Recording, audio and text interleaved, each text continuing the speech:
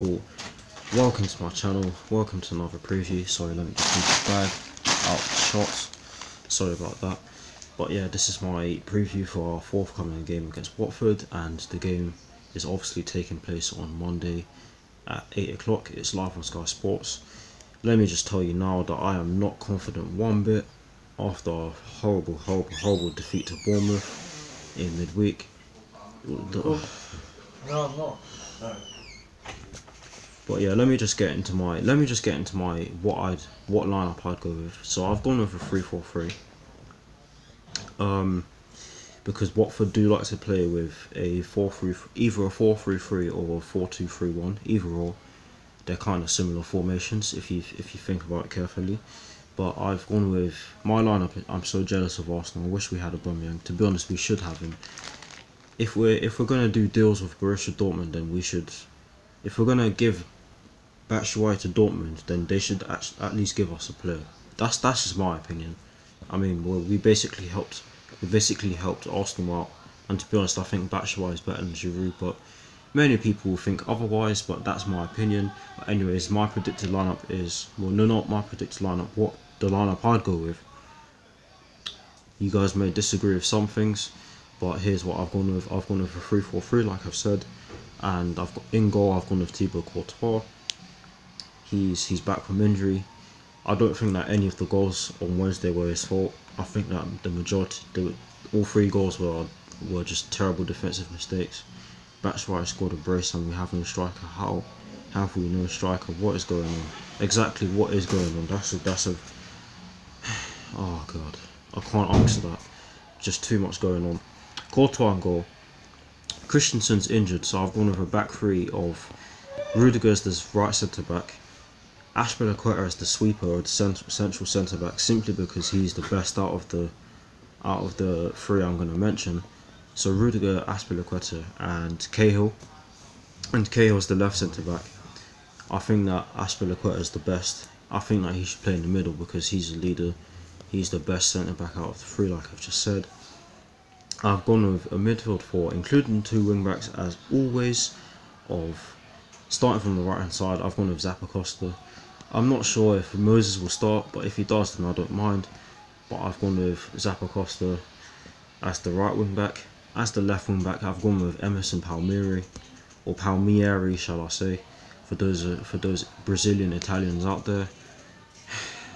I think that Marcos Alonso's dead, as in he needs rest. He needs rest. He needs about 500 years of rest. I'm joking. That's an exaggeration, of course, but you get the idea. He needs to rest.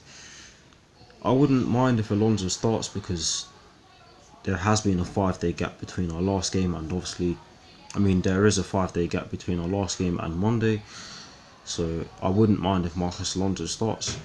In midfield, in central midfield that is, I've gone with Kante and Fabregas, simply because we're going to need that creativity and that defensive solidity. Right, the front three.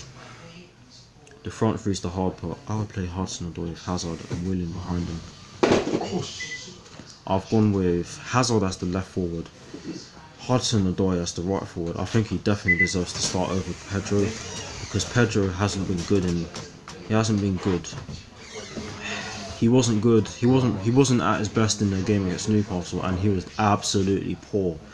He was absolutely poor against Bournemouth in midweek. So I'd throw Hudson-Odoi in there, who's put in some good performances and definitely deserves to start. Up top, I've gone with Morata. Right, I'm not sure if he's still injured, but if he's not, then I'll throw him in there because he needs goals. He needs goals. Giroud and Morata are injured. Conte basically confirmed it. If that's the case, then we're gonna have to go with a false nine, which is pretty annoying. I do not like the idea of playing the false nine, and if we play a false nine against a physical Watford side, I'm just not going to be confident because, like I've just said, Watford are a very physical side. They like to harass you off the ball. If we play a false nine, I can see us losing again. Exactly. I mean, if we play a false nine, if we play Hazard as a false nine, then we're effectively not going to be a threat in the air. We're going to have to play we're gonna have to play crosses on the ground, and we, I just don't know. Hopefully Conte is just playing mind games on the press. I'd love that. But yeah, onto my score prediction. Don't don't don't don't get my don't say that I'm confident, because I'm really not. But I've gone with a 3-1 Chelsea win because I think that we could bounce back.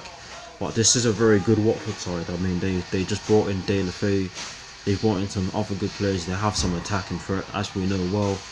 Because in the last game we defended terribly. Going forward, we were brilliant in the reverse fixture, but we defended terribly and we almost cost ourselves the game. But I think that we're gonna win 3-1. Hopefully I'm right, because we need to bounce back from that awful performance and result in midweek against Bournemouth. I'm still embarrassed. I'm still embarrassed from our game against Bournemouth. That's why I'm not wearing my Chelsea shirt. But I'm still going to support the team no matter what. So come on, you Blues. Let's beat Watford. I know it's 2 days away, but I had to get it out of my system. Let's beat Watford. Come on, you Blues. And let's get further away from the chasing pack in terms of the top 4. I'll see you all tomorrow for my top 7 goals against Watford. Well, top 7. My top favourite 7. Oh my god, let me start again. My 7 favourite Chelsea goals against Watford, that is. I'll see you all very soon. Come on, you Blues. Peace.